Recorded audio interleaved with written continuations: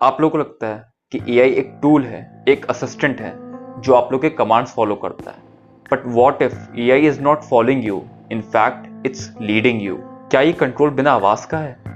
क्या ये सब एक साइलेंट रेवोल्यूशन है? आप लोग रोज सुबह उठते हो, फोन अनलॉक करते हो, व्हाट्सएप के मैसेजेस का रिप्लाई करते हो, गूगल पर सर्चेस करते हो और रिजल्ट वही मिलता है जो आप देखना चाहते हो।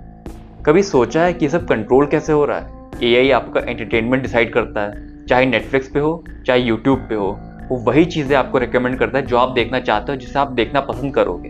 एग्जाम्पल के तौर पे इंस्टाग्राम पे आपको वही चीज़ें दिखाई जाती है जिसको आप फॉलो करते हो। जोमेटो पे वही फूड दिखाए जाते हैं which are based on time and weather. Delhi NCR में जब सड़क पे निकलते हो तो आपका चेहरा 100 से ज़्यादा जगहों पे स्कैन होता है। आपका मोबाइल सिग्नल, आपका चलने का तरीका, आपका नंबर प्लेट, सब कुछ स्कैन होता है। जब भी दिल्ली में प्रोटेस्ट होते हैं तो फेशियल रिकग्निशन सिस्टम से ही सब कुछ ट्रैक किया जाता है। यूएसए में प्रेडिक्टिव पॉलिसिंग का इस्तेमाल होता है।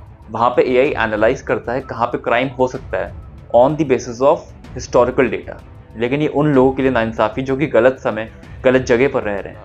आपको लगता है कि आप अकेले हो, पर हर कदम रिकॉर्ड हो रहा है और आपसे पूछा भी नहीं जा रहा है। जब भी कोई एआई डिसीजन लेता है तो बहुत सारे डेवलपर्स को भी नहीं पता होता कि उसने ऐसा क्यों किया।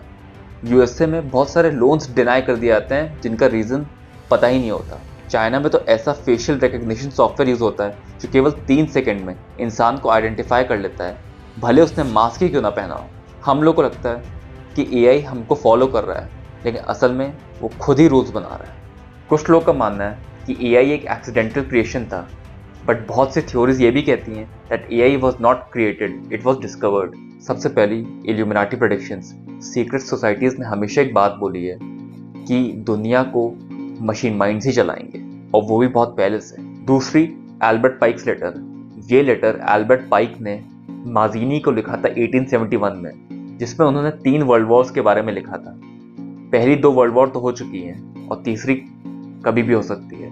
और उन्होंने इसमें यह भी लिखा था कि इस दुनिया को इंटेलिजेंट माइंड्स यानी कि मशीन माइंड्स ही चलाएंगे, और शायद वैसा ही कुछ हो रहा है। गूगल का एक एआई प्रोजेक्ट था जिसका नाम था लैम्डा, जो 2022 में बंद कर दिया गया था, और उसका रीज़न ये बताया गया था कि उस एआई प्रोजेक्ट में बहुत ज़्यादा फीलिंग्स आ गई थी इंसानों के जैसे। इंडिया में एआई का यूज़ बढ़ता ही जा रहा है, एजुकेशन से लेकर डिफेंस तक। कभी आप लोगों ने सोचा है कि इसका इम्पैक्ट आने वाली पीढ़ी पे कैसा पड़ेगा?